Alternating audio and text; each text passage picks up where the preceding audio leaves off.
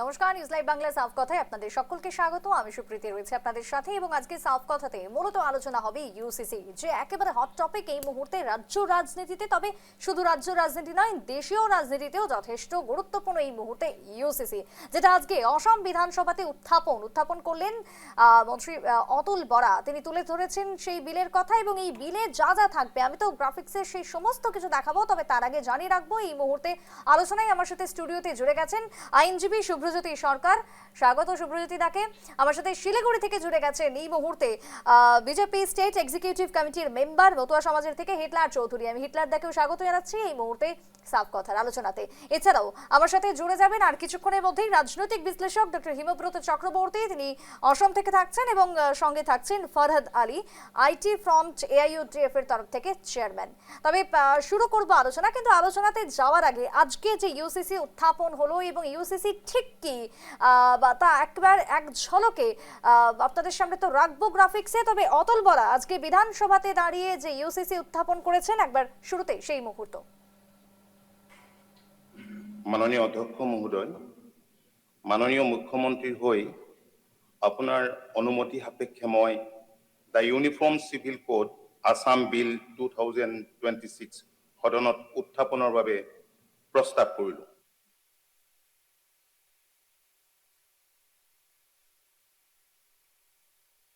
যে ইউসিসি সম্পর্কে যা যা দেওয়া থাকছে বা যা যা হতে পারে সম্ভাব্য এখনো পর্যন্ত দেখতেই পাচ্ছেন এই মুহূর্তে গ্রাফিক্সের মাধ্যমে তুলে ধরেছি। যেখানে প্রথমত এক বিবাহ প্রথা বাধ্যতামূলক, ছেলেদের বিয়ের বয়স ন্যূনতম 21, মেয়েদের 18, বৈধ বিশেষ করে বৈদিক বিবাহ থেকে শুরু করে অহম চাকলং, সপ্তপদী, আশীর্বাদ, নিকা, হোলি উন্নয়ন এবং আনন্দ কারাজ প্রথা অনুযায়ী বিবাহ, সমস্ত বিবাহ এবং তালাকের জন্য রাজ্যব্যাপী নিবন্ধন বাধ্যতামূলক। অনুষ্ঠানে 60 দিনের মধ্যে সাব রেজিস্ট্রারের কাছে বিবাহ স্মারকলিপি জমা দিতে হবে। নিশ্চিরতা, পরিত্যাগ বা পারস্পরিক সম্মতিতে বিচ্ছেদ যেটা বিধিবদ্ধ। 5 বছরের কম বয়সী শিশুদের প্রাথমিক পর্যায়ে জিম্মা মায়ের কাছে ন্যস্ত। উইলবিহীন উত্তরাধিকারের ক্ষেত্রে পুরুষ বা নারী নির্বিশেষে সকলের সাথে ন্যায্য আচরণ। লিভ ইন সম্পর্কের ক্ষেত্রে 1 মাসের মধ্যে নিবন্ধন বাধ্যতামূলক। লিভ ইনের ক্ষেত্রে জন্মগ্রহণকারী যে কোনো সন্তান সম্পূর্ণ বৈধ। বৈগামী বা দ্বি বিবাহ বা বহু বিবাহের জন্য 7 বছর পর্যন্ত কারাদণ্ড। বিএনএস 2023 এর 82 ধারা অনুসারে কারাদণ্ড। বাল্য বিবাহ এবং বৈধ সম্মতি ব্যতি রেখে বিবাহের 2 বছর পর্যন্ত কারাদণ্ড। প্রতারণামূলক এবং প্রবঞ্চনামূলক বিবাহের শাস্তি হিসেবে 7 বছর পর্যন্ত কারাদণ্ড, অর্থদণ্ড রয়েছে সেক্ষেত্রে। বৈধ বিবাহ বিচ্ছেদ প্রক্রিয়া লঙ্ঘন এবং অবৈধভাবে বিবাহ বিচ্ছেদে 3 বছর পর্যন্ত কারাদণ্ড। এই সমস্ত পয়েন্ট থাকছে ইউসিসিতে। তবে ইউসিসি একদিকে যেরকম লাগু হয়ে যাবে এবং তা হয়তো একেবারে সময়ের অপেক্ষা, সেই সমস্ত বিষয় সম্পর্কে এবার এক প্রকার বলা যায় চলে যাব আলোচনাতে। এই মুহূর্তে স্টুডিওতে আমার সাথে রয়েছেন শুভ্রজ্যোতি সরকার। শুভ্রদা, এই যে ইউসিসি আজকে উত্থাপন হলো এবং তা সম্ভাব্য আইনে পরিণত হয়ে যাবে, এখন শুধুমাত্র সময়ের অপেক্ষা। শুরুতে এই যে গ্রাফিক্স আমরা দেখাচ্ছি যে কি কি আসতে চলেছে বা কি কি হতে পারে, কি বলবে? না দেখো, এটা তো একটা যুগান্তকারী সিদ্ধান্ত, কারণ একটা দেশের মধ্যে 2 রকমের ন্যায় দেওয়ানি বিধি যেটা আছে সেটা তো থাকা কখনই ঠিক না। কারণ একই দেশে একই সবাই যাতে সম অধিকার পায় বা সমানভাবে যাতে সবাইকে ট্রিট করা হয়, সেটা ওই দেখাটা খুবই জরুরি।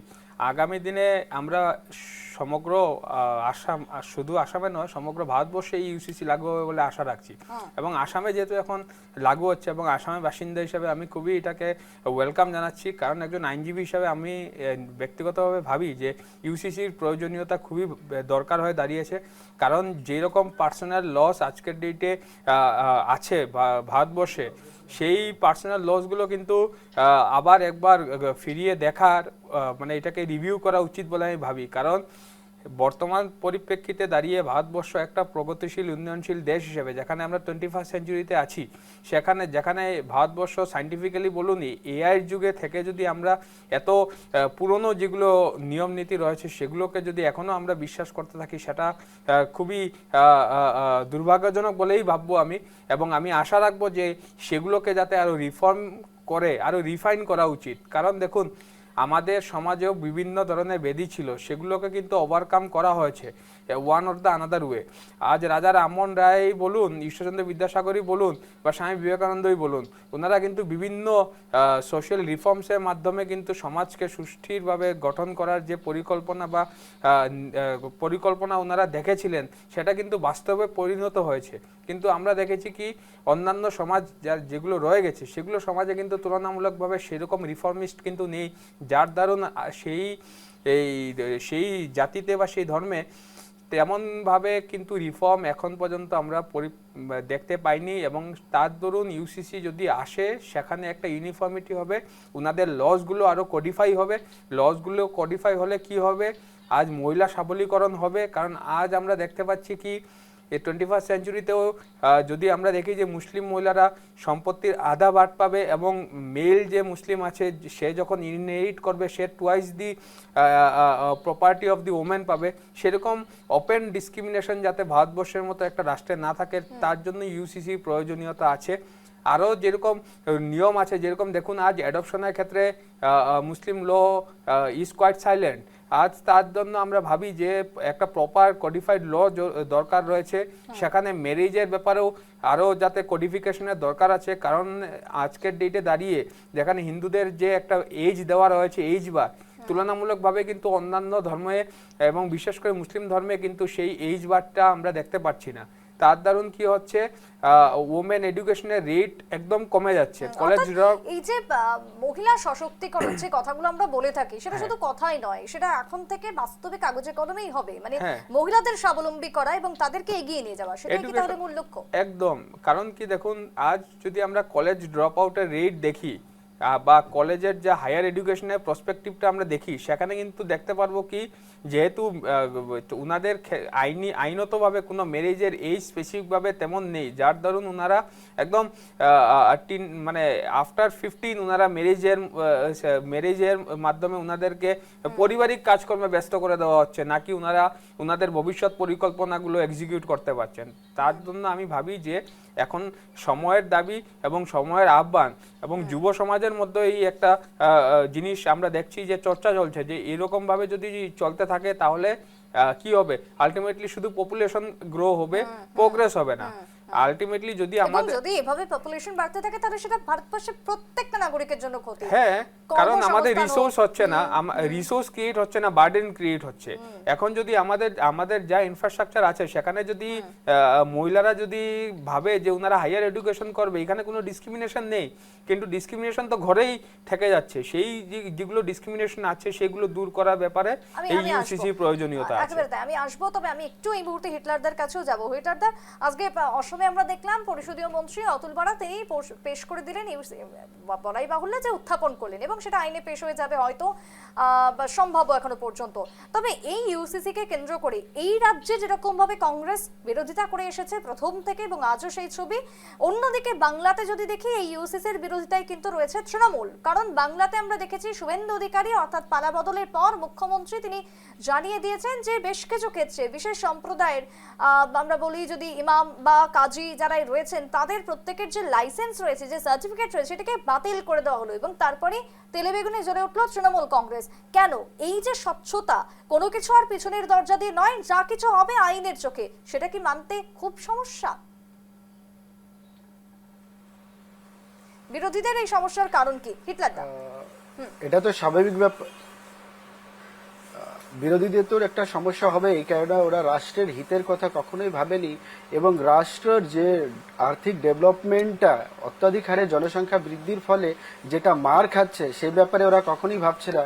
ওরা শুধু নিজের কুর্সিটাকে বাঁচানোর জন্য, এবং যে হারে একটা শ্রেণীর জনসংখ্যা বৃদ্ধি হচ্ছে, এই ইউসিসি লাগু হলে সেইটাকে কন্ট্রোল করা সম্ভব। এবং সেই বিশেষ ধর্মের যে পার্সোনাল ল রয়েছে, সেখানে একজন ব্যক্তি যদি 4-4টে পর্যন্ত বিয়ে করতে পারে, তাহলে 4-4টে বিয়ের ফলে যে জনসংখ্যা বৃদ্ধি হচ্ছে তাদের কর্মসংস্থানের দায়বদ্ধতাটা কে নেবে? আমি অত্যন্ত খুশি হব যদি আমাদের নবগঠিত সরকারের মাননীয় মুখ্যমন্ত্রী পশ্চিমবঙ্গেও অবিলম্বে যদি ইউসিসিটা লাগু করেন, এবং আগামী দিনে প্রজন্মের কথা ভেবে পশ্চিমবঙ্গকে সোনার বাংলা গড়ে তোলার জন্য যে প্রচেষ্টা নেবেন সেটাকে অবশ্যই সাধুবাদ জানাবো। এবং তৃণমূল কংগ্রেসের সেখানে আঘাত লাগার একটাই কারণ, ওরাদের যে স্লোগান ছিল জয় বাংলা জয় বাংলা, সেই যে স্বার্থটা চরিতার্থ হওয়ার পথে যে বাধা সৃষ্টি হচ্ছে তার জন্য ওরা তেলেবগিনো জ্বলে উঠছে। এবং যে সমস্ত মৌলবী মোল্লারা বহু বিবাহের মাধ্যমে যে মাল্টিগ্যামি পলিগ্যামি হচ্ছিল সেখানে তাদের বাধা বিপত্তি হবে এবং তাদের যে শারীরিক চাহিদা আছে সেখানে ব্যাঘাত ঘটবে বলে আমার মনে হয়। তৎসঙ্গে আমরা একটা জিনিস জানি যে পারস্য নামে যে দেশটা ছিল সেখানে মাত্র 4,000 মুসলিম সমাজের মানুষ গিয়ে বর্তমান সেটা ইরানে পরিণত হয়েছে। এবং এই সমাজের মানুষের সংখ্যা যদি বৃদ্ধি হয়, এরা যখন অল্প সংখ্যক থাকবে তখন ভাই ভাই বলবে, কিন্তু যখন সংখ্যায় বেশি হবে তখনই দেখবেন এরা মাথাচাড়া দিয়ে উঠবে। তার সাম্প্রতিককালের উদাহরণ আমরা দেখেছি মুর্শিদাবাদ, উত্তর দিনাজপুরের চোপড়া, মালদা, পানাগড়, তারপরে সহ পশ্চিমবঙ্গের বিভিন্ন জেলাগুলিতে যেখানে ওরা সংখ্যাগরিষ্ঠতা বেশি অর্জন করেছে, সেখানেই উচ্ছৃঙ্খল জীবনযাপন এবং আইনের শাসনকে প্রতিষ্ঠিত হতে না দিয়ে মৌলবী কায়দায় কিভাবে প্রশাসন চালা যায়, মৌলবাদকে কিভাবে প্রতিষ্ঠিত করা যায়, সেই প্রচেষ্টাই চালিয়ে যাওয়ার চেষ্টা করছে। আমি অত্যন্ত খুশি হব, পুনরায় বলছি যে আমাদের রাজ্যের মুখ্যমন্ত্রী যদি অবিলম্বে ইউসিসি পশ্চিমবঙ্গে লাগু করেন এবং যে কাজটা আমাদের দেশের সরকার 2019-এই সারা দেশে ইউসিসি লাগু করার কথা বলেছিলেন, সেটা যাতে অবিলম্বে সমগ্র দেশে ইউসিসি লাগু হয় এবং একই দেশে বসবাসকারী সমস্ত শ্রেণীর মানুষ যাতে নিজের ধর্ম স্বাধীনভাবে পালন করুক, কিন্তু সমাজের ধাত্রী যারা সেই একটা শ্রেণীর মহিলাদের প্রতি যে অন্যায় অবিচার হচ্ছে সেখান থেকে তাদেরকে বের করে নিয়ে আসার যে প্রচেষ্টা ভারতীয় জনতা পার্টি নেবে, তাকে আমি অবিলম্বে স্বাগত জানাবো এবং আশা রাখবো সুশীল সমাজের মানুষ এই আইনটাকে সাধুবাদ দিয়ে গ্রহণ করবে এবং সমগ্র দেশে আইনের প্রশাসনের মাধ্যমে একটা সুজলা সুফলা শস্য শ্যামলা ভারতবর্ষ গড়ে উঠবে এবং আগামী দিনে পশ্চিমবঙ্গ যে 15 বছরে যেখানে অর্থাৎ পশ্চিমবঙ্গ 50 বছরের থেকে পিছনে ঠেলে দেওয়া হয়েছে তাকে আবার আগে দিকে নিয়ে যাবে। দুই রাজ্য থেকে এই দাবি উঠে আসছে যে যদি এটা আইনে পরিণত হয় তাহলে অত্যন্ত ভালো হবে, যেমনটা দুই রাজ্য থেকে এই মুহূর্তে বক্তব্য পেলাম। আমি একটু ফারহাদদার কাছে যাবো। ফারহাদদা, ইউসিসি নিয়ে আজকে অসম নিয়ে আমরা দেখলাম যে ইতিমধ্যেই উত্থাপন করলেন অতুল বরা এবং আগামী দিনে ইউসিসি যদি আসে তাহলে বিশেষ করে এক শ্রেণীর মহিলা, যেমনটা হিটলারদা বলছিলেন যে তাদের প্রতি যে অন্যায় যে অবিচার দীর্ঘদিন ধরে হয়ে চলেছে সেটা কোথাও গিয়ে আর হবে না, বন্ধ হবে। অন্যদিকে মৌলবাদী যে কায়দা সেই কায়দাটাও আর চলবে না, সবটাই হবে আইনের চোখে। ফারহাদদা। জি হ্যাঁ, আসলে আমরা এই আইনের বিরোধিতা করার কারণটাও এখানে যে উনি যে অতুল বরা সাহেব যে বক্তব্য দিয়েছেন ওই বক্তব্যতে আছেন যে একটা আইন আনার সময় শুধুমাত্র মৌলবাদী শুধুমাত্র একটা কমিউনিটির মহিলা এদেরকে টার্গেট করে যদি বলা হয়, দেখেন শুধুমাত্র ইউসিসিতে এখানে কয়েকটা জিনিস বলা হয়েছে। আপনার পলিগমি ব্যান করা হয়েছে, তারপরে আপনার ম্যারেজ রেজিস্ট্রেশনের কথা বলা হয়েছে। আজকের সময় ম্যারেজ রেজিস্ট্রেশন আপনি যদি আপনার পাসপোর্টটা করতে যান বা যে কোনো ধরনের ডকুমেন্ট বানাইতে যান তাহলে আপনার ম্যারেজ রেজিস্ট্রেশন আলটিমেটলি দরকার। তারপরে পলিগমি যেটা ব্যান করেছেন, পলিগমি আজকের সমাজে কতটুকু প্র্যাকটিস হইতেছে, এই পলিগমি শুধুমাত্র ব্যান করার জন্য ইউসিসি কেন দরকার? তো বিজেপির যদি ক্রনোলজিটা আমরা বুঝি যে বিজেপি 2014 সালে যখন ক্ষমতায় আসলো তখনই তাদের ম্যানিফেস্টোতে 3টা জিনিস তারা ওই মেনশন করেছিল। যে ওই জায়গায় ছিল আপনার এই যে ইউসিসি, তারপরে 370, তারপরে রাম মন্দির। বিজেপি ক্রনোলজিক্যালি এইসব জিনিসগুলো ইমপ্লিমেন্ট করে যাচ্ছে। এখানে আমরা বিশ্বাস করতে পারি না যে একটা কমিউনিটিকে সুধার, একটা কমিউনিটির প্রোগ্রেসের জন্য তারা এরকম ধরনের কাজ করতে পারে। আর আমাদের যেখানে সুব্রজিতা এই যে ইউসিসি তার সাথে 370 বা রাম মন্দিরের এখানে কি আদৌ কোনো সম্পর্ক রয়েছে? সম্পূর্ণ তো আলাদা বিষয়। এখানে হচ্ছে গিয়ে মহিলা সবলীকরণের বিষয় চলছে, যে কারণে আমরা কিছুদিন পূর্বে দেখেছি। আমি বলে শেষ করি, আমি বলছি যে দেখেন 370 এই কথাগুলাই সাধারণ মানুষের বোধগম্য নয়, সাধারণ মানুষের বুঝতে অসুবিধা, কিন্তু বিজেপি ওয়েল প্ল্যান্ড তারা ওয়েল প্ল্যান ভাবে এইসব কাজগুলো করছে। যখন ট্রাইবেলকে এখানে এক্সাম্পশন দেওয়া হয়েছে, তাহলে যখন নাকি 370 ছিল তখন ইউসিসির কথা কেন আসলো না? যখন 370 ওই জায়গায় ইমপ্লিমেন্ট ছিল তখন কেন 370 এই ইউসিসির কথা আসলো না? ওই জায়গায় মুসলিম কমিউনিটি 370 উঠাচ্ছে, তারপরে এই ট্রাইবেল এক্সাম্পশন শুধুমাত্র আইনের দোহাই দিয়ে, সংবিধানের দোহাই দিয়ে ট্রাইবেল কমিউনিটিকে তারা এই জায়গা থেকে বিরত রাখছে। তারপরে মুসলিম কমিউনিটির কিছু সুধার করার জন্য এই শুধুমাত্র আমাদের মুসলিম কমিউনিটিতে যেটা আপনার এই যে মাটির যেটা রাইটস, যদি আপনি ভালোভাবে চিন্তা করেন, প্লাস মাইনাস ইকুয়াল সব সময় এই সমানই পাবেন। কোন পদ্ধতি এই জায়গায় আইনের জড়িয়তে কোন মহিলাকে যে এখানে সবলীকরণ, মহিলাকে এই জায়গায় অধিকারের কথা বলা হচ্ছে, এইসব মিথ্যে কথা, কোনো পদ্ধতি না। কারণ একজন মহিলা বিয়ে হয়ে যাওয়ার পরে তার স্বামী সবকিছু হয় না। এক্ষেত্রে আমি একমত হতে পারলাম না। না ফারাদ দা, আমি এই ব্যাপারে অন্তত একমত হতে পারলাম না। আপনি না হইতে পারেন, কিন্তু যদি আপনি ভালোভাবে স্টাডি করেন, এটা প্লাস মাইনাস সমান সমান হবে, কোনো ধরনের এই জায়গায় চেঞ্জেস নেই। তাহলে সম্পত্তির বাট কেন সমান পাবে না? আমি একজন মহিলা হয়ে আমি কিন্তু একেবারেই এই বক্তব্যের সাথে সহমত নই। আমি কোনো রাজনীতিতে ঢুকছি না, কিন্তু একেবারে ব্যক্তিগতভাবে যদি বলি, এটা কখনোই হতে পারে না যে একটা মহিলা বিয়ের পর সম্পূর্ণভাবে স্বামীর উপর নির্ভরশীল হবে। কেন সুব্রতীরা? না, উনি আরেকটা জিনিস ক্লেরিফাই করুক যে তাহলে উনার সমাজেই কেন মহিলারা আধা পাবে সম্পত্তির অংশীদারিত্ব এবং উনি কেন 2% বেশি পাবেন? সেটা কেন ডিসক্রিমিনেশন হচ্ছে? সেটা তো ডিসক্রিমিনেশন তো একদম চোখে পড়ার মতো। অন্য জিনিস আমরা ছেড়েই দিলাম। উনি যে বলছেন পলিগেমির কথা, শহরে বসবাসকারীরা জানে পলিগেমি নেই, আপনি গ্রাম অঞ্চলে গিয়ে দেখেন কি অবস্থা আছে। এসব সবই ছেড়ে দিলাম। আজ মহিলা সবলীকরণের বিষয়, আজ রেশন কার্ডের হেড অফ দ্য ফ্যামিলি কে আছে? মহিলা আছে। ঘরের মহিলাদেরকে সশক্তিকরণ, সবলীকরণ, যাতে উনাদেরকে কারোর কাছে কিছু হাত পেতে নিতে হয় না। আজ অরুণোদয় কেন দেওয়া হচ্ছে? যারা ধরুন কর্মজীবী মহিলারা না, যারা হাউস ওয়াইফ, যারা মানে গৃহবধূ, উনাদেরকে সবলীকরণের জন্য অরুণোদয় দেওয়া হয়েছে। এই আপনার ইউসিসির মাধ্যমে কি মানে দিক নির্দেশন করা হচ্ছে? সেটা করা হচ্ছে কারণ যাতে মহিলারা সমান অধিকার পান। আজ একটা সমাজে আইনের শাসনকে তো সুরক্ষিত করা, যার একটা সমাজে আজ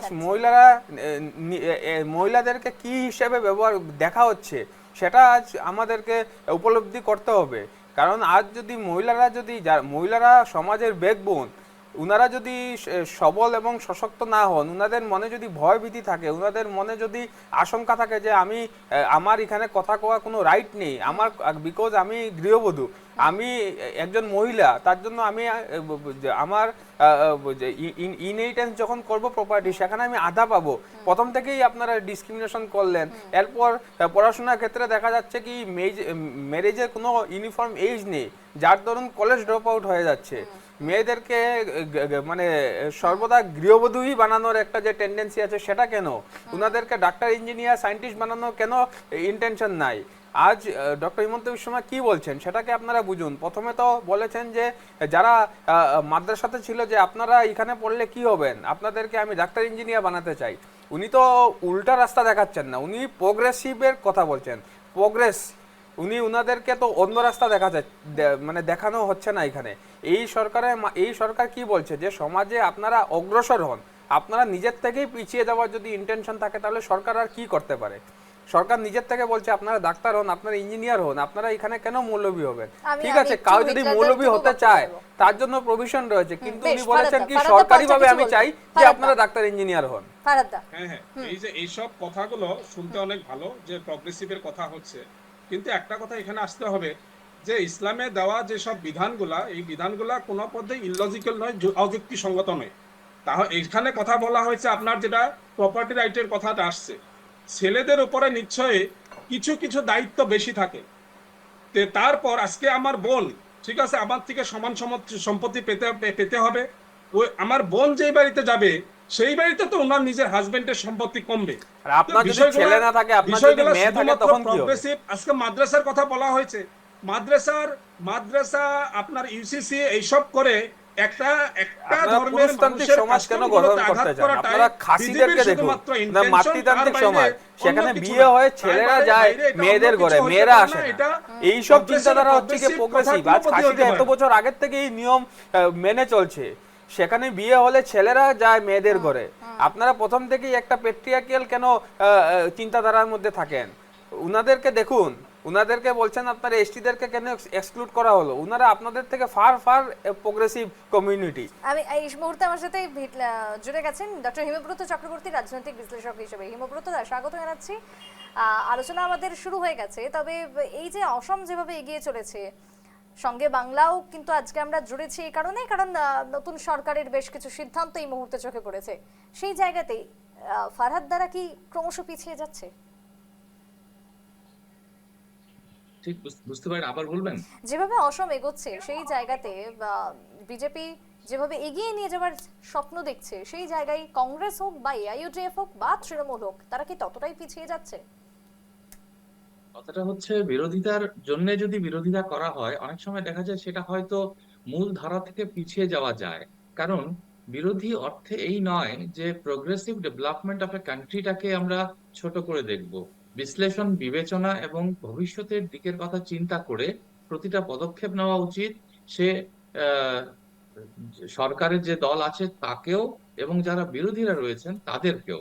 হ্যাঁ, বিরোধিতা করতে হবে ইস্যু বেসড, কিন্তু যেটা প্রোগ্রেশনের কথা আসছে, দেশের ভবিষ্যতের কথা আসছে, এবং আজকে একবিংশ শতাব্দীতে এসে আমাদের দেশ পৃথিবীতে কিভাবে নিজেকে দাঁড় করাবে সেদিক থেকে চেষ্টা করলে আমাদের যে জনগাঁথনি আছে বা আমাদের যে সভ্যতা আছে, সেই সকল দিক থেকে আমাদের প্রোগ্রেসিভ চিন্তাধারা আনতে হবে। সেই প্রোগ্রেসিভ চিন্তাধারার মধ্যেই লুকিয়ে আছে একটা দেশের ভবিষ্যৎ। এবং আজকে যদি, যেটা আপনি বললেন যে নাম নাম করে বললেন, যেগুলো পলিটিক্যাল পার্টি যেটা বলছে এটাকে আমাদের পিছিয়ে নিয়ে যাচ্ছে, আমি বলবো ওনাদের এটা চিন্তা করা উচিত যে আমরা কিভাবে আমাদের এই কথাগুলোকে আরো বেনিফিশিয়াল টু পিপল করে আমরা নিজেদের এগিয়ে নিয়ে যেতে পারবো, সেটাই আমাদের দেখতে হবে। না হলে পিছু টেনে লাভ নেই। সময় এগিয়ে যাবে, আর সময়ের সাথে আমরা তাল মিলিয়ে এগিয়ে যেতে না পারলে পৃথিবী আমাদের পেছনে ফেলে এগিয়ে যাবে। বেশ, আমি আসবো আলোচনাতে। সময় একটা বিরতির, ফিরছি বিরতির পর, সঙ্গে থাকুন। ফিরে এলাম বিরতির পর। শুধু কি বিরোধিতার জন্যই বিরোধী করা, নাকি এর পেছনে সত্যিই কোনো যুক্তি আদৌ খাড়া করতে পারবেন, সেই প্রশ্নটাই আজকে উঠে আসতে শুরু করেছে ফারহাদার কথার পর। যদিও আজকে যখন উত্থাপন হলো ইউসিসি, ঠিক তখন এই প্রসঙ্গে কংগ্রেসের কি প্রতিক্রিয়া উঠে এসেছে বিধানসভা থেকে, শোনাবো। ইউচিচি উত্থাপন হোৱাৰ পিছত কিনো দিয়া সংশোধনী আমি সেইটো চাব লাগিব।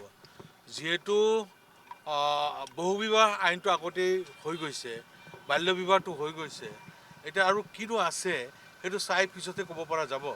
গতিকে যদি আমাৰ ধৰ্মৰ কোনো আঘাত নাহানে তেতিয়াহ'লে ইউচিচি সমৰ্থন কৰাৰ আপত্তি নাই।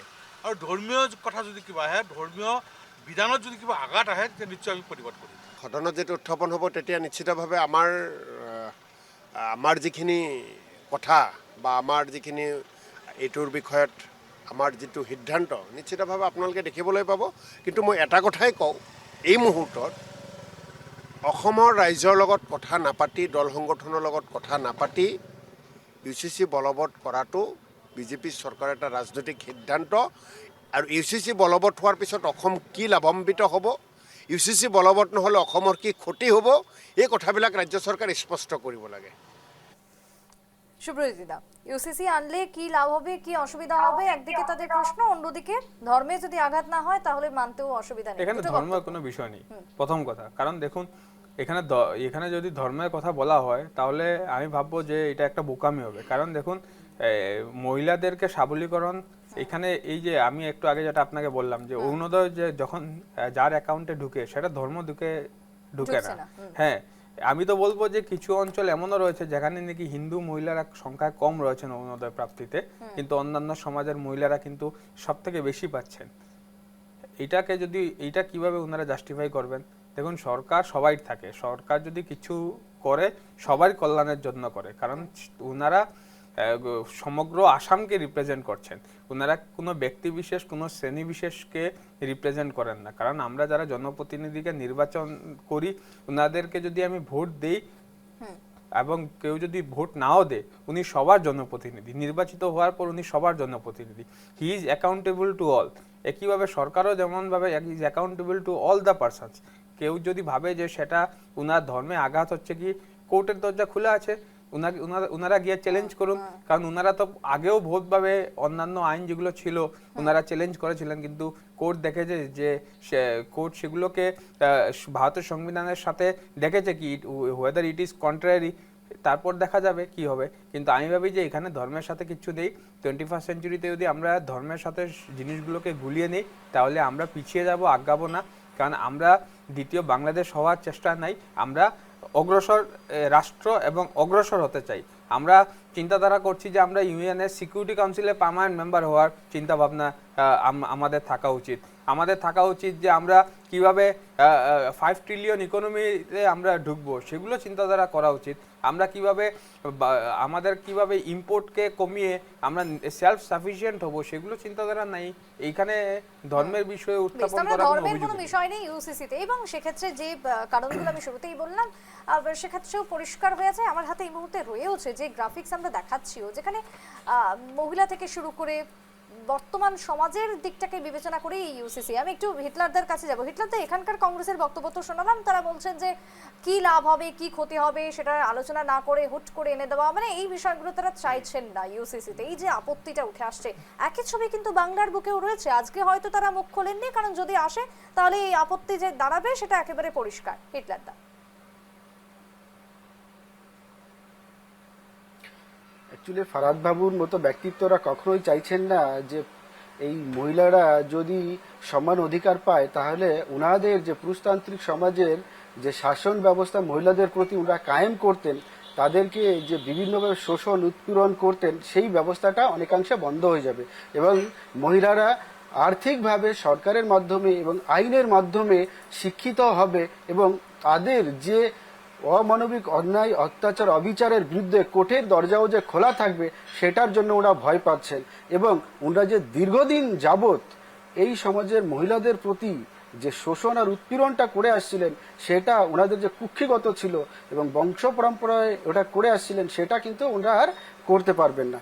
তার জন্য ওনাদের হচ্ছে গিয়ে তেলে বেগুনে জ্বলে উঠছেন। এবং তিনি আরেকটা কথা বলছিলেন যে এখানে কেন যারা হচ্ছে গিয়ে এসটি কমিউনিটিকে ছাড় দেওয়া হয়েছে, কেনই বা ছাড় দেওয়া হবে না? তারাও তো আমাদের ভারতবর্ষের ভূমিপুত্র এবং তাদের জন্মের হার যদি দেখা যায় তাহলে দেখা যাবে এই বিশেষ কমিউনিটির থেকে অনেক অনেক অংশে কম। তাদের তো অবশ্যই ছাড় দিতে হবে, তাদের সমাজের উন্নয়নের জন্য এবং দেশের উন্নয়নের জন্য তাদেরকে আরো আরো করে এগিয়ে নিয়ে আসতে হবে। ভারতের সরকার, জাতীয়তাবাদী সরকার তো চাইছে যে এই মুসলিম সমাজের মানুষরা যারা পিছিয়ে আছে, যাদেরকে কংগ্রেস বা তৃণমূলের মতো রাজনৈতিক দল দিনের পর দিন রাজনৈতিক স্বার্থটাকে চরিতার্থ করার জন্য শিক্ষার আলো থেকে দূরে রেখে তাদের অন্ধকারের মধ্যে রেখে তারা যাতে সঠিক জ্ঞানের আলো না পায় এবং আগামী দিনে সঠিক বেঠিক বিচার না করে সঠিক সিদ্ধান্তে উপনীত না হতে পারে, তার জন্য এই সমস্ত অধিকার থেকে তাদেরকে যাতে বঞ্চিত রাখা যায়, তার জন্য ওনাদের গায়ে কিন্তু জ্বালা উঠবে। এবং সেই জ্বালাটা দেখলাম ফিরাদ বাবুর কথাতে, সেটা দেখলাম। এখানে তো আইনে কখনো বলা হয়নি যে ধর্ম পালনে কাউকে বাধা দেওয়া হচ্ছে। আপনি আপনার ধর্ম অনুযায়ী বিবাহ অনুষ্ঠান সম্পন্ন করুন, তবে 7 দিনের মধ্যে রেজিস্ট্রিও করুন। কাউকে তো ধর্ম পালনের কথা এখানে ব্যাঘাত হাঁটানো হয়নি। এক দেশে যার যার ধর্ম আস্থা অনুযায়ী সে বিবাহ করছে, কিন্তু সংবিধানটাকে মান্যতা দিয়েও সংবিধানের আইনটাকেও তো মানতে হবে আপনাকে, তাই না? এবার আপনাদের এই যে মানসিকতা, এটার পরিবর্তনের দরকার আছে। বিজেপি একবিংশ সমাজে আমরা পিছিয়ে যাচ্ছি। সমগ্র তারা এমপি বানায়, এমএলএ বানায়, যে বিজেপি রেপিস্টকে বিভিন্ন বেইলে ছেড়ে দেয়, ইউসিসি লাগু আছে। সেই বিজেপি উমেন এম্পাওয়ারমেন্টের কথা বলবে, কতদূর সত্যিকার হতে পারে সমগ্র দেশের আমাদের ভারতবর্ষকে প্রথম হিসাবে আমরা প্রতিস্থাপিত করব। এই বিশেষ সম্প্রদায় অর্থাৎ কংগ্রেস, সমাজবাদী পার্টি, তৃণমূল কংগ্রেস এরা চাইছে দেশ যাতে এগিয়ে যেতে না পারে এবং দেশের অর্থ ব্যবস্থা, শিক্ষা ব্যবস্থা যাতে ভেঙে পড়ে, অরাজকতার মাধ্যমে রাজনীতি করে ক্ষমতার চেয়ারে কুর্সিতে যাতে আসীন হয়ে সমগ্র দেশ যাতে চালানো যায় এবং মানুষের ন্যায্য অধিকার থেকে তাদের যাতে বঞ্চিত রাখা যায়, তার জন্য এরা অবশ্যই বাধা দান করার চেষ্টা করবে। যার প্রতিফলন আমরা EIDBF নেতার মুখ থেকে আমরা শুনতে পাচ্ছি এবং আমাদের পশ্চিমবঙ্গেও দেখলাম তৃণমূলের বিধায়করা তেলে জ্বলে উঠছেন এবং রাস্তায় নামছেন। এরা বলবে যে আমরা প্রগ্রেসিভ না, এটা একটা অযুক্তিকর বিষয়। এরা শুধুমাত্র তারা বলছে যে 5 ট্রিলিয়ন তারা যেতে লাগে, তারপরে আপনার সিকিউরিটি এজেন্সি হতে লাগে, পার্মানেন্ট এজেন্ট। তো তাহলে বিজেপি গভর্নমেন্ট অথ নেওয়ার আগে শুধুমাত্র ইউসিসি নিয়ে কেন আসলো?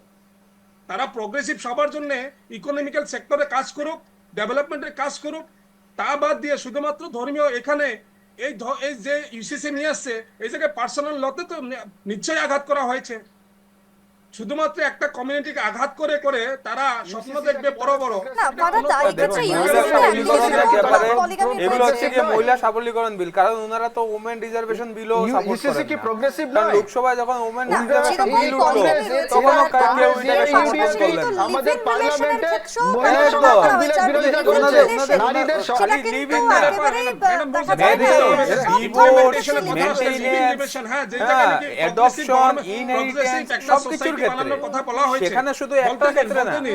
সেই সময় আজকের সময় লিভ ইন রিলেশনশিপ বন্ধ করা হয়েছে। এটা কি? এটা শুধুমাত্র ইন্ডিয়ান কালচারাল একটা বা কালচারের বিষয়টা নিয়ে আগে রেখেই তো এটা বন্ধ করার কথা আসছে। কিন্তু লিভ ইন রিলেশনশিপে আজকে বন্ধটা করাটা কতদূর প্র্যাকটিক্যাল, এটা শুধুমাত্র পুলিশের পেট ভরানো ছাড়া অন্য কিছু হবে না, এটা অন্য কোনো কিছুই হবে না। লিভ ইন রিলেশন আজকের সময় বন্ধ করানোটাও একটা ইনপ্র্যাকটিক্যাল ব্যাপার হয়ে দাঁড়াচ্ছে। যদি আপনি প্রগ্রেসিভ সোসাইটির কথাই বলেন, তাহলে লিভ ইন রিলেশন এইসব আপনি করতে দেন, কি সমস্যা আছে? সমস্যা তো নেই। আমি একটু হিমব্রতদার কাছে যাবো। সমস্যা না। হিমব্রতদা, এই যে বক্তব্য এতক্ষণ ধরে যেটা উঠে আসছে, মতামত?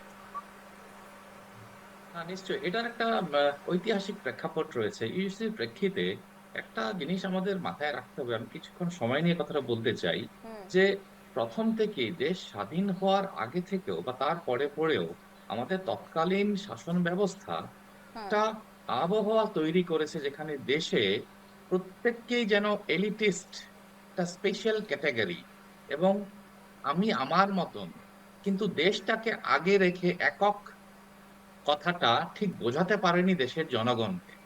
আজকে যদি আমরা সেই ব্রিটিশ শাসনের দিকে দেখি, ইউকে, ইউনাইটেড কিংডম, ওটা হচ্ছে 4টা দেশ। ওনাদের দেশেও কিন্তু সমস্ত আইন কানুন যেটা চলছে সেটা হচ্ছে, যেটা ইউকে জেনারেল লিগ্যাল সিস্টেম যেটা রয়েছে, সেখানে যেমন ইউনিফাইড ফ্যামিলি ল রয়েছে, সবার জন্য প্রযোজ্য, যেটা হিজ ম্যাজেস্টিস কোর্ট যেটা বলছে সেটা হচ্ছে, যেখানে আপনার ম্যান্ডেটরি সিভিল ম্যারেজ যেটা করতেই হবে আপনাকে, আপনি যতই বাইরে করুন, ধার্মিক বিয়ে করুন, আপনাকে রেজিস্ট্রি করতে হবে। Religious arbitration versus straight arbitration, যেমন ইহুদিদের কোর্ট রয়েছে, সারিয়া আইন আছে, কিন্তু তারপরেও ওগুলো শুধু ভলান্টারি হবে, আইনত কিছু নয়। আর তাছাড়াও ইনহেরিটেন্সের ক্ষেত্রেও, সাকসেশনের ক্ষেত্রেও কিন্তু পুরোপুরি ইউনিফাইড। 4টে দেশ একসাথে যদি একটা আইন প্রযোজ্য করতে পারছে, একই অবস্থা কিন্তু ইউএসএ তেও। ওখানে 50টা দেশ, 50টা দেশের নিজস্ব সিভিল আইন আছে যেটা সবার জন্য প্রযোজ্য হচ্ছে। আমাদের দেশে যেটা দাঁড়িয়েছে কথাটা, সেটা হচ্ছে আমরা প্রথম থেকেই আমরা একটা কথা বলেছি, ইউনিটি ইন ডাইভার্সিটি। আরে ডাইভার্সিটির মধ্যে ইউনিটি হতে পারে না, কথাটা হওয়া উচিত ইউনিটি ইন ডাইভার্সিটি না হয় diversity in unity. We must have the unity first. এখানে ইউনিফর্ম সিভিল কোড যেটা আজকে বিরোধিতা হচ্ছে, সেটার পেছনে এই হিস্টোরিক ল্যাক অফ আন্ডারস্ট্যান্ডিং এবং কিছু স্বার্থান্বেষী পলিটিশিয়ান এবং পলিটিক্সের জন্য এন্টাইটেলমেন্ট চলে এসছে অনেকের মাথায়, যে আমি আমারটাই করব, দেশেরটা মানবো না। তার মানে দেশ যদি একটা পথে এগোয়, সেটা থেকে সরে থাকাটা চলিত কনস্টিটিউশন বিরোধী হয়ে যাচ্ছে। এবার আমাদের দেশকেও দেখতে হবে, কি এই আইনটা কি সবার জন্য ঠিক হচ্ছে? নিশ্চয়ই এখন যেটা এসছে, উত্তরাখণ্ড বা গোয়া বা আসাম বা গুজরাটেও হয়েছে আচ্ছা, এবং তারপরে আসাম। এবার আসাম, এবার আসামে এসে আমরা কি দেখতে পাচ্ছি? সিআরটি বাদ দেওয়া হয়েছে, অর্থাৎ কি কালচার, রিচুয়াল এন্ড ট্রেডিশনস কে ছোঁয়া হয়নি, থাকছে জায়গায় polygamy, a very important point in terms of population control, যেটা ধার্মিক ইস্যু নয়, যেটা দেশের ভবিষ্যতের ইস্যু। এবং পলিগ্যামিতে যেটা দাঁড়ায় অনেক সময়, that the lady involved একজনের থেকে বেশি থাকবে, সেখানে the lady who comes first in the life of a man, দেখা যায় বিচার পায় না, তার সন্তানদের ঠিক মতন লিগ্যাল আশ্রয় দেওয়া যায় না। লিভ ইন রিলেশনের কথা আসছে, যেখানে দুপক্ষকেই রেজিস্ট্রেশন করতে হবে, কারণ you can't just go for something and then say tata bye bye, you have to have accountability. Thirdly, যেখানে আসছে আপনার marriage, every marriage has to be registered, কারণ আজকের দিনে দাঁড়িয়ে in a very dynamically changing world প্রতিটা মানুষের মানসিকতা কমার্শিয়াল, সেখানে a stronger gender might sometime misuse the rights of a weaker gender. যদিও আমি আজকে মহিলাদের উইকার জেন্ডার বলতে চাই না, কিন্তু সে যদি ক্ষতিগ্রস্ত হয় তাহলে তাকে রক্ষা দেওয়ার জন্য এই ইউসিসির প্রয়োজন আছে। ইউসিসির ব্যাপারটা হয়ে গেছে এটা কিছুটা সেই জুজু দেখানোর মতন, যে এটাকে বিরোধিতা করতেই হবে, কারণ এটাকে যুগ যুগ ধরে 70 বছর ধরে আমাকে বলা হয়েছে this is anti Islamic, anti একটা পার্টিকুলার ধর্ম। আমি ধর্মতে দিতে চাই না এটাতে, কারণ this is for the nation. এবং আজকে আসামে যেই আইনটা আসছে বা আসতে চলেছে সেটা সার্বিকভাবে সবের লাভজনক হবে বলেই আমি মনে করি। এবং আমাদের এটা বুঝতে হবে যে দেশকে ভালোবাসতে হলে দেশের সাথে চলতে হবে, নাকি দেশের বিরোধিতা করে। এবং সেখানে হ্যাঁ পলিসিগত কথা আছে যে সত্যিই কি এর মধ্যে কিছু নেগেটিভ রয়েছে, সেটার জন্য অ্যাসেম্বলি রয়েছে, ডিসকাশনের জায়গা আছে, নিশ্চয়ই কালকে সেটা টেবিলিং হবে, ডিসকাশন হবে, আমাদের অপোজিশনরা একদমই তাই। রয়েছেন, এবং ওনারা কালকে সেটা দেখে কি সেটা হবে ঠিক সেই করে নিতে আলোচনার পারেন। দিকে আমরা নজর রাখবো। আমি একটু থামাবো হিমব্রত দা, আমার এই মুহূর্তে আরো একটা বিরতির সময় হয়ে গেছে, ফিরছি বিরতির পর, সঙ্গে থাকুন। ফিরে এলাম বিরতির পর, আমি আবারও চলে যাবো আলোচনাতে, যেখানে ইউসিসি ইতিমধ্যে আজকে উত্থাপন এবং সামাজিক সুরক্ষার ক্ষেত্রে এক প্রকার বলা যায় অসম সরকারের একেবারে অন্যতম গুরুত্বপূর্ণ শক্তিশালী পদক্ষেপ, কিন্তু সেই পদক্ষেপে বারবার বিরোধিতা সুর, এবং সেই বিরোধিতার জায়গায় কংগ্রেস রয়েছে, এআইইউডিএফ রয়েছে। আমি আবারও ফারহাদদার কাছে যাবো। ফারহাদদা, এই যে বারবার যে কথা বলা হচ্ছে যে ইউসিসি, সেখানে সমস্ত কিছুতে স্বচ্ছতা আনাই হচ্ছে মূল লক্ষ্য, শুধুমাত্র যে পলিগামি রয়েছে তা নয়, এর পাশাপাশি কিন্তু আরো অনেক দিক রয়েছে। কিন্তু শুধুমাত্র আপনারা ধর্মকেন্দ্রিক বা ধর্মকে আঁকড়ে রেখে কেন চলতে চাইছেন? সমাজের সকল অংশে ডেভেলপটা তো প্রয়োজন রয়েছে ফারহাদদা। হ্যাঁ, কথাটা ঠিক, এটা যে সর্বক্ষেত্রে কিছু চেঞ্জ, তারপরে কিছু পরিবর্তনের এই রয়েছে, কিন্তু সময় দেখেন এই ইউসিসির ব্যাপারটা, ইউসিসি শুধুমাত্র বিজেপি নিয়েছে এরকম না। এই ইউসিসির প্রভিজন ভারতীয় সংবিধানে ছিল, আর কংগ্রেস তখনকার সময়ই এই ইউসিসি ইমপ্লিমেন্টেশনের জন্য অনেকবার চেষ্টা করেছেন, কিন্তু যখন তারা মানে ফেল হয়েছে তখন কিন্তু সর্বপ্রথম হিন্দু ম্যারিজ অ্যাক্ট, তারপরে হিন্দু জীবে যত সব আইনগুলো তখন কিন্তু এইসব মানে ইমপ্রুভমেন্টের জন্য আনা হয়েছিল।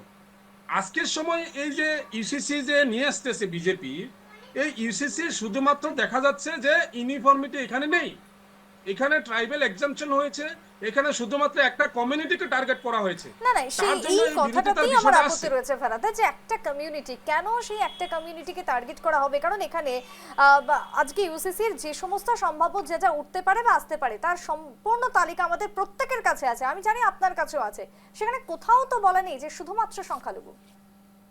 দেখেন, শুধুমাত্র সংখ্যালঘু বলা এখানে রিটেন নেই, কিন্তু সবচেয়ে ভয়ের বিষয়টা হচ্ছে যে ওনার অতুল বরা সাহেবের যেটা অ্যাসেম্বলির ভিতরের স্পিচ, ওখানে মানে পলিগেমি, তারপরে যেসব বিষয় উত্থাপন হয়েছে, মৌলবাদী, এখানে এই ইউসিসি নিয়ে মৌলবাদীর কথা কোথা থেকে আসবে?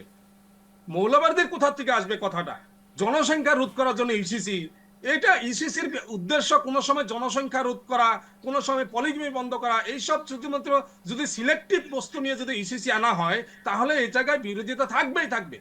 আর আপনি কিছুক্ষণ আগে বলছেন যে বাংলায় যদি আসে, বাংলার মানুষেও বিজেপির অপোজ করবে। তে সারা স্টেটে, প্রত্যেকটা স্টেটেই যদি বিজেপির বাদে অন্য পার্টিরা যদি এটা বিরোধ করছে, তাহলে এটা নিয়ে চিন্তা করার বিষয়টা আছে। আমি একটু হিটলারদের কাছে যাব। হিটলারদা, ফারাদদার দাবি বাংলাতে যদি আসে তাহলে তার বিরোধিতা করবে নাকি বাংলার মানুষ? সত্যিই কি বিরোধিতা হবে হিটলারদা? না, আপনি বলছেন যে অবশ্যই তা ওখানে যেটা বোঝা যাচ্ছে যে না বিরোধিতা হবে। হ্যাঁ, আমরা বলছি ইউসিসি বিরোধিতা করা হবে না, এবং ইউসিসি কে আমরা সাদরে গ্রহণ করার জন্য প্রস্তুত আছি, কারণ আমরা বিগত 15 বছর পশ্চিমবঙ্গের যে শাসন ব্যবস্থা দেখলাম, সেখানে একটা বিশেষ সেক্ষেত্রে কিন্তু এটাও পরিষ্কার হয়ে গেছে, কিছুক্ষণ আগে হিমব্রত দাও বলছিলেন যে শুধুমাত্র বিরোধিতা করার জন্য বিরোধী করলে হবে না। আমি আসবো হিটলার দা। আমি বলছি ম্যাডাম, আমি বলছি আরেকটা পয়েন্ট আমার বলতে হবে ফারাদ বাবুরা যে তো তারপরে এর একটা উমেন বিরোধিতা রিজার্ভেশনের করবেন কথাটা এবং তৃণমূলের বিজেপি ওনাদের আমি সমর্থনকারী শুনবো, যে শুনবো, রাজনৈতিক শুনবো। দল আছে তারাও বিরোধিতা করবে। এবং আমরা দেখলাম যে পশ্চিমবঙ্গের বিধানসভা নির্বাচনে যে কটি বিধানসভায় একটা বিশেষ সম্প্রদায়ের মানুষ সংখ্যাগরিষ্ঠ, সেখানেই তারা ক্ষমতায় এসে এবং তারাই চাইছিল যে পশ্চিমবঙ্গকে বাংলাদেশের সঙ্গে মিট আপ করিয়ে দিয়ে গ্রেটার বাংলাদেশ তৈরি করা। এখানকার জাতীয়তাবাদী মানুষ, জাতীয়তাবাদী প্রেমী মানুষ তাদেরকে প্রত্যাখ্যান করেছে এবং পশ্চিমবঙ্গে জাতীয়তাবাদী মানুষ রেডি আছে সাদরে ইউসিসিকে গ্রহণ করার জন্য। এবং আমরা চাইছি যে সমস্ত রাজনৈতিক দল তাদের ইউসিসিকে বিরোধিতা করবে এবং আমরা তাদেরকে বৃহত্তর আন্দোলনের মাধ্যমে তাদের প্রতিহত করব। এবং যারা চাইছে যে একটা বিশেষ সম্প্রদায়ের মাতৃদেরকে মায়েরদেরকে সম্মান দিতে চাইছে না, আমরা তাদের সম্মান পুনঃপ্রতিষ্ঠিত করব এবং তারা যে জীবনযাপন করেন তাদের জীবনযাপনের মানটাকে উন্নয়ন করার জন্য আমরা প্রস্তুত আছি। এবং ইউসিসি একমাত্র রাস্তা যেটার মাধ্যমে সেই সমাজের মহিলারা প্রকৃত ন্যায় পেতে পারে, সেই সমাজের মহিলারা প্রকৃত স্বাধীনতা পেতে পারে এবং মাথা তুলে দাঁড়িয়ে বলতে পারে যে আমরা এখন ভারতবর্ষের নাগরিক এবং সকলের সঙ্গে সমান অধিকার নিয়ে চলার অধিকারটা আমরা ইউসিসির মাধ্যমে দেব। এবং এরাই কিন্তু গত পার্লামেন্টে যখন নারীদের সুরক্ষা বিল আসছিল তখন কিন্তু এরা বিরোধিতা করেছিল। এরা তো এটার বিরোধিতা করবেই, কেননা এরা যে কায়দায় মৌলবাদের পন্থায় সমাজটাকে পরিচালনা করে সেখানে তো ব্যাঘাত আনছে ইউসিসি, যার জন্য এরা তেলে বেগুনে জ্বলে উঠছে। এরা কি চাইছে পলিগামি করে সমাজের যৌন ব্যবস্থাকে প্রতিষ্ঠিত করতে? সেই জায়গাতে দাঁড়িয়ে দৃষ্টান্ত করতে চলেছে অসম সরকার। এবং শুধুমাত্র কোনো সম্প্রদায় নয়, নারী সুরক্ষা হচ্ছে মোদ্দা কথা এবং তার পাশাপাশি রয়েছে নারী অধিকার, সেটাই হচ্ছে মূল নিশ্চিত করা। হ্যাঁ, নারীর সুরক্ষার কথা আসলে তারা এনশিওর করুক জাস্টিস। রেপিস্টকে তারা মানে রেপিস্টকে তারা এখানে পানিশমেন্ট দেয়। তারপরে মহিলাদেরকে সুরক্ষার সেফটির কথাটা আসছে। আজকের সময় তারা যেই পার্টি রেপিস্টকে তারা এমপি বানাচ্ছেন, যে পার্টি রেপিস্টকে তারা বেইলে যাওয়ার জন্য তাদের শুধুমাত্র বিজেপি লিডার হওয়ার জন্য বেইলে দিচ্ছে। তারা বলবে নারী সুরক্ষা। ম্যাডাম বলছি এক মিনিট বলছি যে বিজেপি শুধুমাত্র নারীর এম্পাওয়ারমেন্টের কথা বলবে এরকম না। এটা উনি উত্তর দিতে পারবেন কি? ইনস্ট্যান্ট ট্রিপল তালাক যে কথাটা ছিল, সেই ইনস্ট্যান্ট ট্রিপল তালাককে ধরে কত মহিলাদেরকে নির্যাতিত হতে হয়েছিল। ট্রিপল তালাক যার জন্য কত কত মহিলার জীবন ধ্বংস হয়েছে। সময় আরো একটা বিরতির ফিরছি, সঙ্গে থাকুন। আবারও ফিরে এলাম আলোচনাতে। ঠিক যেমনটা ছিলাম সুব্রজিৎদা, এই যে 3 তালাক, যেখানে 3টে তালাক মানেই হয়ে গেল একটা নারীর জীবন সম্পূর্ণভাবে ধ্বংস, এটা কি আদৌ মানা যায় আজকের দিনে দাঁড়িয়ে, যেখানে মেয়েরা সমস্ত দিক থেকে এগিয়ে? দেখুন, সেটা মানা যায় না বলেই সুপ্রিম কোর্ট সেটাকে স্ট্রাক অফ করে দেয়। কারণ এইসব প্র্যাকটিস যেগুলো ছিল, এগুলো প্র্যাকটিস থাকা হচ্ছে কারণ হচ্ছে গিয়ে পার্সোনাল লস, কারণ লস গুলো কোডিফাইড ছিল না। আজ সেরকম কিন্তু কনসেপ্ট আজ কোডিফাইড লতে নেই, যার জন্য এইসব প্র্যাকটিসও নেই। তার জন্য সুপ্রিম কোর্ট শুধুমাত্র যে সায়রা বানু কেসে না, শাহ বানু কেসেও, যেটা নাকি ফার্স্ট কেস যেখানে সুপ্রিম কোর্ট বলেছিল যে রিকোয়ারমেন্ট অফ ইউসিসি কেন দরকার, ইউসিসিতে ইউনিফিকেশন হবে, এইসব জিনিস কিন্তু এক্সপ্লেইন করা হয়েছে। এবং বিভিন্ন জাজমেন্টেও আমরা দেখেছি কি সুপ্রিম কোর্ট এক ও তার থেকে বেশি মানে জাজমেন্টে বলেছে কি ইউসিসি রিকোয়ারমেন্ট কেন দরকার আছে। তার জন্য গোয়া ইউসিসি ইমপ্লিমেন্ট করেছে, তার জন্য উত্তরাখণ্ড ইউসিসি ইমপ্লিমেন্ট করেছে। এসটিদেরকে সেখান থেকে দূরে রাখা হয়েছে, কারণ তাদের প্র্যাকটিস যেগুলো ছিল এগুলো টাইম ইমেমোরিয়াল থেকে চলে আসছে। সেগুলো আমাদের সোসাইটির যেগুলো নিয়ম নীতি রয়েছে সেটার সাথে কন্ট্রাডিকশনে নেই। তার জন্য এইগুলোকে এক্সক্লুড করা হয়েছে ফ্রম দি পারভিউ অফ ইউসিসি। যার জন্য আমাদের আসামে কিভাবে, যেহেতু আমরা জানি যে আসাম আসামে আসামে জনসংখ্যা এসটি মানুষদের একটা ভালো জনসংখ্যা রয়েছে এবং ওনাদের যে কৃষ্টি সংস্কৃতি রয়েছে সেগুলো সুরক্ষা এবং সেগুলো যাতে এইসব লস যাতে কোনো ধরনের এফেক্ট না হয়, ওনাদের যে টাইম ইমেমোরিয়াল থেকে চলে আসা যে কালচারগুলো রয়েছে তার জন্য ওনাদেরকে এই পারভিউ থেকে বাইরে রাখা হয়েছে, আর কোনো কিছু নেই এখানে, কোনো ডিসক্রিমিনেশন নয়, কোনো সংখ্যালঘু কোনো সংখ্যাগুরু সে সমস্ত কোনো কথা এক্ষেত্রে উল্লেখ নেই। আমি একটু হিমব্রতদার কাছে যাবো। হিমব্রতদা, এই যে তুষ্টিকরণের রাজনীতি আক্ষরিক অর্থে সেটা আর চলবে না, যেটাই হবে সামনের দিকে হবে, স্বচ্ছভাবে হবে, এবং শুধু তো নারী নয় শিশুদের ক্ষেত্রেও তো এক্ষেত্রে বলা হয়েছে অধিকারের কথা। একদম একদম ঠিক কথা। কারণ একটা কথা পরিষ্কার যে আজকে ভারত চাইছে একটা একক মানে পলিটিক্যাল ইউনিটি, ভারত চাইছে আমাদের জিওগ্রাফিক্যাল ইউনিটি, ভারত চাইছে আমাদের লিগ্যাল ইউনিটি, এবং এখানে লিগ্যাল ইউনিটি ভীষণভাবে প্রয়োজন। কারণ আমরা দেখেছি অনেক বছর ধরে স্বাধীনতার বাদেও দেখেছি যে এই লিগ্যাল ইউনিটি না থাকার কারণে ভীষণভাবে লুপ হোলস তৈরি হয়েছে, যেখানে আমরা সেই আইনের মারপ্যাচের মাধ্যমে আমরা অনেক কিছু হারিয়েছি, বেরিয়ে গেছে, অনেক দুষ্কৃতীরা ছুটে গেছে। আজকে ভারতবর্ষে আসামের কথা যদি বলি, আসামে যারা এটার বিরোধিতা করছেন, আসামের লোক কিন্তু ওনাদের ম্যান্ডেট দেননি। কারণ আমরা জানি বিজেপি এটা করছে না, আসামের লোক এটা চাইছে এবং বিজেপির ম্যানিফেস্টোতে এটা ছিল। তাই আসামের লোক যখন সব পার করিয়ে দিলেন এই দলটাকে, তার মানে আসামের লোক চাইছেন ঠিক যেমনটা চাইছে পশ্চিমবঙ্গের লোক। শুধু লোক নয়, হিমব্রতদার নারীরাও চাইছেন, এমনকি যে নারীদের কথা আজকে ফারহাদদা বলছেন, যে সংখ্যালঘু যে টার্ম তিনি ইউজ করছেন তারাও চাইছে। হ্যাঁ, আমি যখন বলছি যে ভারতবাসী চাইছে, সেখানে ধর্মর গণ্ডি পেরিয়ে নারী পুরুষ সবাই মিলে চাইছে বৃহত্তর সংখ্যা অ্যাসেম্বলিতে পাঠানো। মানে কি, যে যেই ম্যানিফেস্টোটা আগে থেকে ছিল যেই পার্টি, সেই পার্টিটাকে সাপোর্ট করছে বলেই চাইছে। তাই আজকের দিনে দাঁড়িয়ে যারা এটার বিরোধিতা করছেন, ওনারা কিন্তু ওনাদের পলিটিক্যাল ফিউচারটাকে আরোই খর্ব করছেন, অনেক গর্তে ফেলে দিচ্ছেন। এবার কথাটা দাঁড়াচ্ছে যে এই বিবেচনাটা কেন আসছে, বারে বারে ধর্মতে কেন ঘুরে যাচ্ছে। আমি আগেও বলেছি, এতটা বছর ধরে যে ভুল বুঝিয়ে যে একটা এন্টাইটেলমেন্ট করে দেওয়া হয়েছিল, সেটা যখন চেঞ্জ হচ্ছে, সেটাকে অ্যাকসেপ্ট করে নেওয়া, মেইন স্ট্রিমে যোগ দেওয়ার যে মানসিকতা, সেটা এখনো অনেক জায়গাতে তৈরি হয়নি।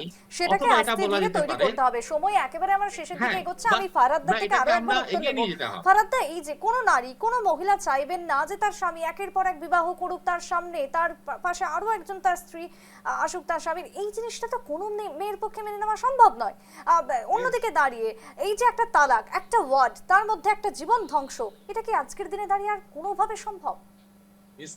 ইসলাম এত এই জিনিস না, যে পাতলা জিনিস না, যে এইসব এইভাবে মানে এলাও করেছেন। ট্রিপল তালাক আর যেটা পলিগ্যামি, ইনস্ট্যান্ট ট্রিপল তালাক ইসলামে কোনো পদ্ধতি এলাও করে না। একটা ট্রিপল তালাক দিতে মিনিমাম 9 মাস সময়ের দরকার হয়। তারপর বলছি পলিগ্যামির কথাটা। পলিগ্যামি সিচুয়েশন বেসড, কিছু কিছু সময় তখনকার সময় কিছু একটা সিচুয়েশনের উপরে পলিগ্যামিটা মানে এলাও করেছিলেন। আজকের সময় যেটা প্র্যাকটিসটা, পলিগ্যামি প্র্যাকটিস শুধুমাত্র মুসলমানের ভিতরে নেই। বলতে দিন আজকে ট্রাইবালদের মাঝখানে সবচেয়ে বেশি, আপনি ক্যামেরাটা নিয়ে যান, অন্যান্য কমিউনিটিতে আছে, শুধুমাত্র ইসলাম কেন বদনাম, শুধুমাত্র আমরা কেন বদনাম? আমি বলছি যে পলিগ্যামির অন কন্ডিশন এটা এলাও ছিল, যেটা আজকের সময় মানে সোসাইটিতে প্র্যাকটিস নেই। যে বিজেপি বলবে যে তারা রিজার্ভেশনের কথা বললো, রিজার্ভেশন যেটা ওমেন রিজার্ভেশন আছে 2010 সময় ইউপিএস কংগ্রেস সরকার সময় যখন শাসনে ছিল, তখন কিন্তু এই 2000 লোকসভায় এটা আপনার রাজ্যসভায় এটা এই রিজার্ভেশন বিল আসছিল। কিন্তু আজকের সময় এই বিজেপি 33% যেটা কথা বলছে, আর্টিকেল 44 যেটা বলে দিচ্ছে ইউসিসি এর কথা, সেটা ইমপ্লিমেন্ট করা হোক। সেটা যখন সংবিধান সভায় ডিসকাস করা হয়েছিল, তখন জওহরলাল নেহরু এবং সংবিধানের যে ড্রাফটিং কমিটির চেয়ারম্যান ছিলেন ডক্টর বি আর আম্বেদকর, ওনারা এই বিষয়টাকে সমর্থন করেছিলেন। কিন্তু কিছু সংখ্যক সদস্যদের আপত্তির দরুন এটাকে আর্টিকেল 35 না দিয়ে আর্টিকেল 44 ডিপিএসপি তে রাখা হয়েছে। এবং আমি বিশ্বাস করি যে স্টেপ নেওয়া হচ্ছে, এই স্টেপের মাধ্যমে এই ডিপিএসপি, যেটা নাকি স্টেট গভর্নমেন্টের একটা প্রায়োরিটি আছে, সেটা ইমপ্লিমেন্ট হলে ইউনিফর্মিটি আসবে এবং আসাম আরো একটা অগ্রসর রাজ্যের মধ্যে ঢুকবে, যেটা নিচে অন্যান্য। হিটলারদা, একেবারে এক লাইনে শেষ উত্তর নেব।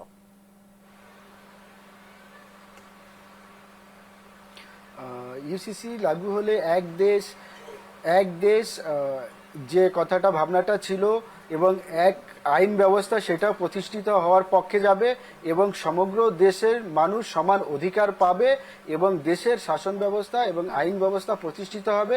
দেশের যে অসংখ্য আইন রয়েছে সেগুলোর পরিমাণ কমবে এবং মানুষের ন্যায় বিচার পেতে অনেক সুবিধা হবে, সম্পত্তির মামলা ওগুলো বিচার পেতে সুবিধা হবে। সর্বোপরি এক কথায় বলা যায় আইনের যে বিভিন্ন আইনের ধারাগুলো শাসন ছিল তার প্রতিষ্ঠা বোঝাটা হবে, কমে যেটা ডক্টর অল্প শ্যামাপ্রসাদ সময়ের মুখার্জি মধ্যে মানুষ বলেছিলেন। ন্যায় বিচার পাবে। আর জম্মু এন্ড কাশ্মীরের জন্য যেটা বলেছিলেন, এক দেশে দুই নিশান, এটা চলবে না। সুব্রজিৎ দা, আমি থামাবো এবং আমরা আবারও পরবর্তীতে এই নিয়ে আলোচনাতে আসবোই, কারণ আগামী কালকের দিকেও নজর রাখতে হবে। ভীষণ ইম্পর্টেন্ট দিন, কারণ আজকে যেরকম উত্থান হয়েছে কালকে আলোচনা চলবে, পক্ষে বিপক্ষে বিভিন্ন রকমের আলোচনা হবে। সব বিষয় নিয়ে আমি আসবো আগামী দিনে আলোচনাতে। তবে আজকে যেহেতু সময় শেষ, আমি আর কাউকে সময় দিতে পারবো না।